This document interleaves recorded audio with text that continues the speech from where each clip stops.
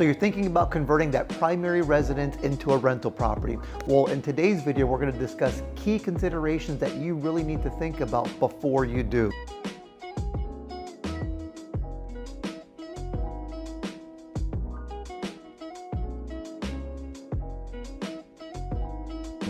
So number one is you do lose the homestead exemption. So currently the homestead exemption decreases your property tax rate, and it also freezes the amount and caps it at no more than 3% annual increases. What that means is if your property taxes are $5,000, 3% of that, let's say $150, is the maximum that your property taxes can increase, but it's also assessed based on the purchase price when you purchase the property.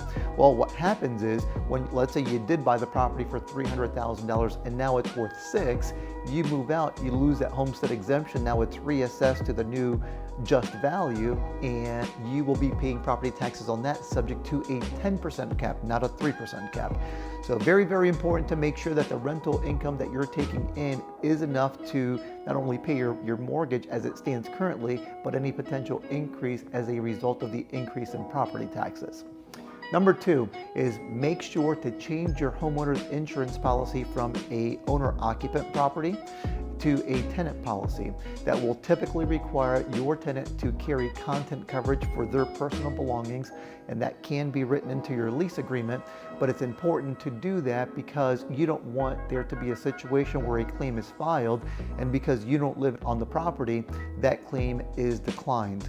It could be a huge financial burden. Number three is to make sure you have enough cash on hand, because there could always be a situation, especially where we are currently, where a tenant may not necessarily be able to make their rent payment, but your mortgage is still going to be due. Well, what's happening right now in our economy is rates are increasing, which is creating a huge financial burden for some. In the future, this could mean an increase in unemployment, which could lead to a decrease in people's ability to pay rent.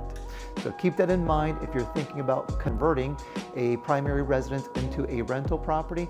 Again, make sure you have enough reserves in hand, because you just never know. My name is Hector, and I'm a licensed real estate broker here in Florida. If you're interested in either buying, selling, whether it's a rental property, primary residence, we'd be happy to help.